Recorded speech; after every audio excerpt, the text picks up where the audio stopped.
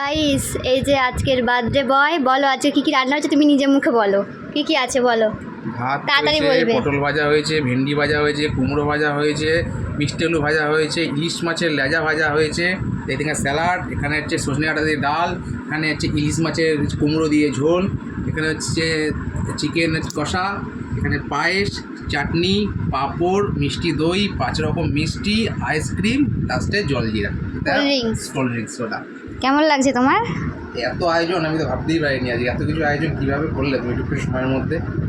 কেমন লাগছে সেটা তো বলো। সে তো খুব ভালো লাগছে। চলো এখন তাড়াতাড়ি খাও, হ্যাঁ অনেকটা বেজে গেছে, কারণ অনেক লেট হয়ে গেছে। লেট কিছুই না, ও বাড়িতে থাকলে 4টের সময় খায়, যদিও আজকে তাড়াতাড়ি করেছে, এই যে 3টে বাজে।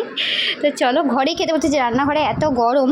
তো চলো এই যে খাওয়া দাওয়া করে নিই। আজকের মেনু হচ্ছে আমাদের এই, তো